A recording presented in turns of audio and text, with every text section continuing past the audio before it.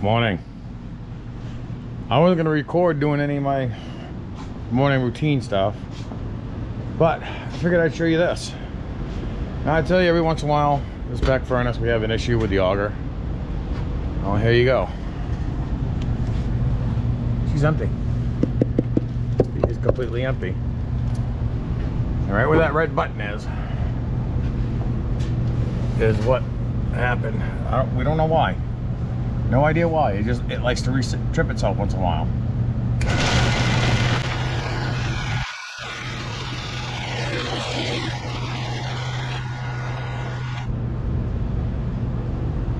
I'd probably say it's been tripped for about 5 or 6 hours. It wasn't low enough to where the low fuel light was on, but it was low enough to where, yeah, it was not good. I gotta check the inside of the pellet bin here.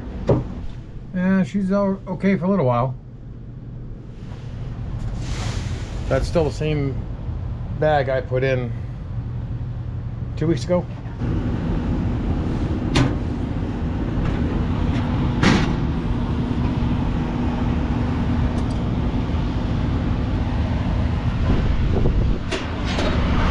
This is gonna need to get emptied out soon.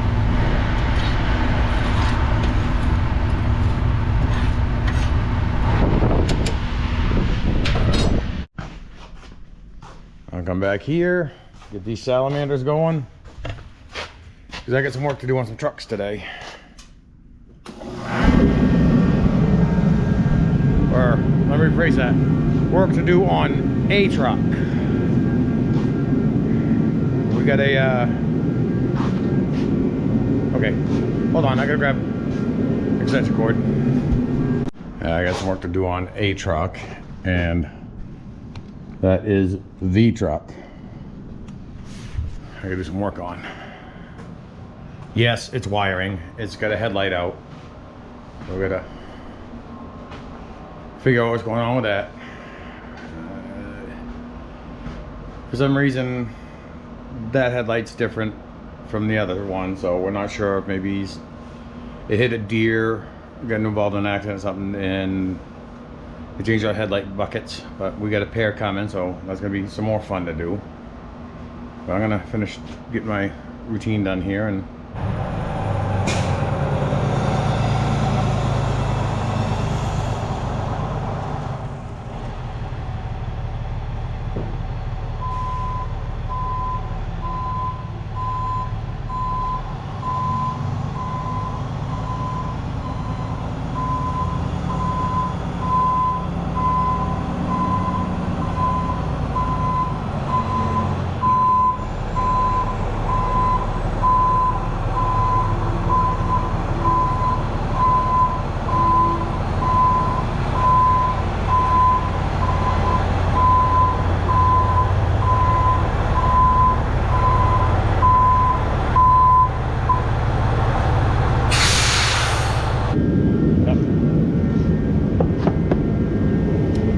broken wire. High beam works, low beam doesn't. New bulb, no power to the low beam side. So I gotta figure that out. I got a pretty good idea where it's at, because when the owner bought this truck, it had a whole rat's nest under the hood. I think it was, I do believe it was this headlight, just between here where it runs down and around onto the frame rail. I think I found 7 splices or 7 butt connectors in it. So maybe today I might just say the hell with it, get rid of the butt connectors and solder it, be done with it. Speaking of, I still gotta run the Napa. I gotta get some liquid electrical tape for that strobe light. What I might do is I might just solder it, cover it in liquid electrical tape, let that set, cover with dielectric grease and shrink wrap, heat shrink tube on it. That way, it should be completely sealed. See, like this one here works just fine. But we got 2 new whole headlight buckets coming, one for each side. The same light bulb and everything. Now, again, that side has a different style, different bulb than this side. So one of these was replaced. Which side, I don't know. I would assume it's that side, but never know. This truck was originally owned by, what is it? Who was it that owned it? J.R. Loomis, I think it was, out of Vermont. Yeah, he got it for a deal. But the other thing is, there's black all over the back of this, and he's losing coolant as well. He says he's going through about a gallon of coolant every 2,000 miles. It's not leaking on the ground. It's not in the oil, and it's not on the ground. I'm thinking it could be the EGR cooler, because this does have an EGR system on it. But again, it's also a Detroit, so if it's not marking it, if it's not leaking, it ain't got oil in it. But this is coolant. Yeah, I'm gonna continue on doing what I need to do here. I'm gonna get all set up, and we'll go from there. All right, my first step is take all this off. Wire loom, electrical tape, old water hose down to that point. They said it was from here, between here and here. I found like 7 different splices. I got a feeling it's like gonna be right in here. So I'm gonna get that off. I'm gonna try to give you a little bit better content step by step of what I'm doing here. Okay, now I got all the old hose off and wire loom off. I want to show you. This is the wire I was talking about. See how I got one connection here. It goes down through to here to this one. There's like, no, as I said, there is no exaggeration on this. Some people like to exaggerate. I'm not on this. Between here and here, there was like 6 different splices. There's another splice on this same wire right here down here. I might, in return, just cut that one out, cut this out, get rid of that one splice right in the middle, the butt connector, and try to eliminate as much as possible. I'm not seeing nothing yet that sticks out quite obvious, but I am still not done. Yeah, I got all the lights on, but I got a battery charger on the battery, keep the batteries charged up, because I got a feeling I might be here for a little while with this one. This one is being a pain, so I'm going to continue on my way. Yeah. As soon as I figure it out, or I find something interesting, I will bring you back. All right, done some testing. This one is high beam. That's toning out. I got it as checking continuity. That's a ground. Got to be ground. I said that one's high beam. This one's got to be low beam. So now I got to chase this yellow wire amongst all the yellow wires. Chase this one yellow wire, find out where it's broke. I got nothing on it. I got that.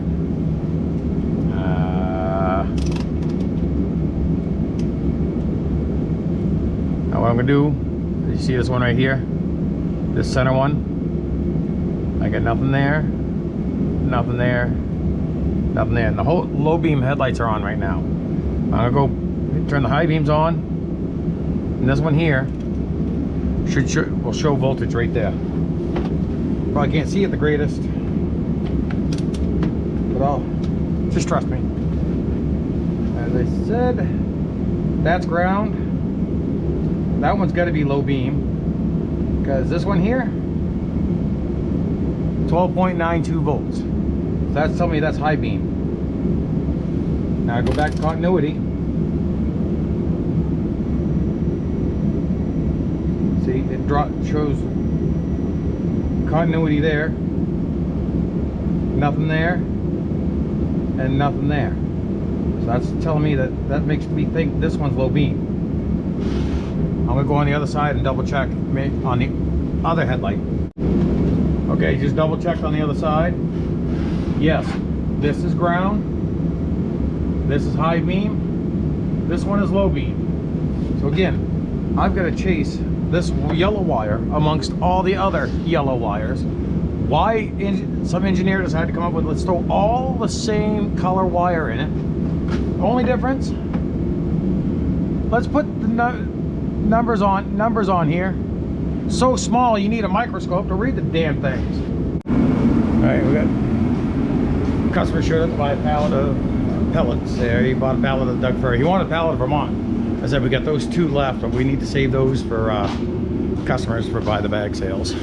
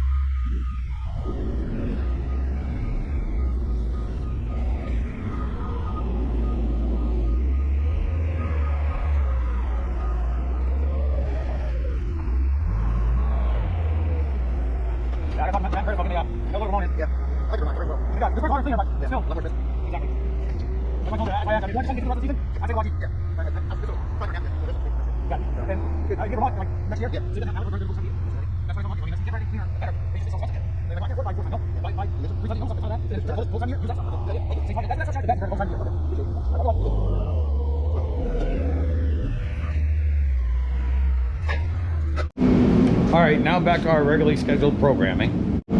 Over here on the driver's side, I start taking around. This is the group of wires right here that goes to the passenger side. I'm gonna get in here and see maybe its wire might be broke on this, where it splits, because it splits off for the high beam and low beam here.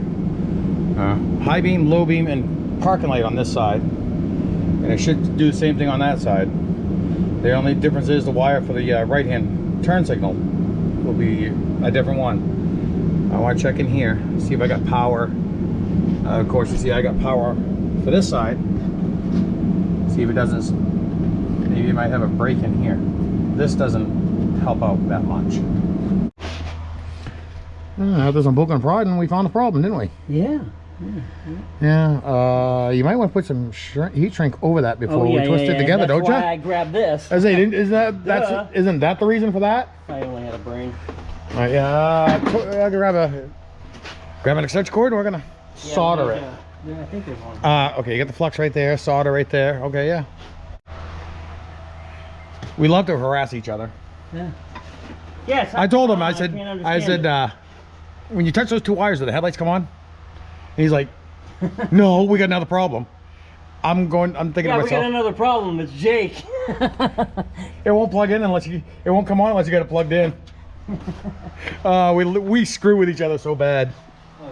As I said, I knew it wasn't plugged in, so I was doing it just to mess with him. Yeah, he fell for it. Hook, line, and sinker. And that wire was broke right in here. Right up in here somewhere. I followed the wire and I just gave it a good tug and she come out with green on the end of it. About as green as that forklift is. She definitely broke for a while. Hey, shop's empty. For about less than 60 seconds.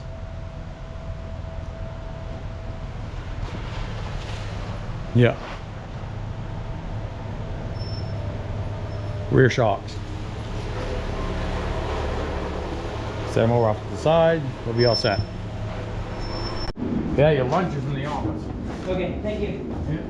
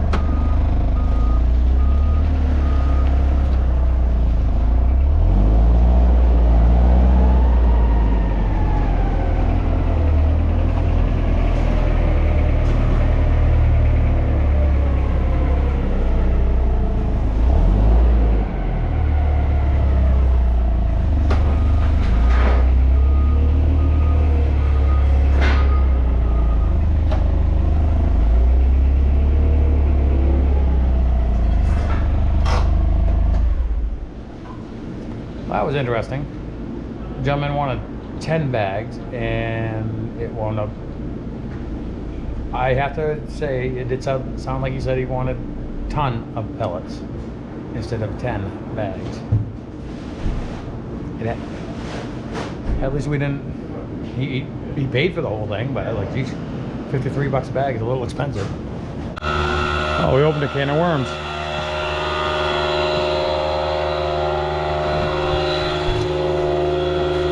At least you got better shocks now. Yeah, it looks good. These are a little on the thin side. Not horrible, but No, but they're on the thin. Might as well. If we're in here, might as well do it right. yeah, spit. I'm just gonna sit here and quietly observe. Damn it. Sounds like my other uncle. Need a little lube. Your other uncle? My other uncle. I don't know who that is. I didn't know you had one.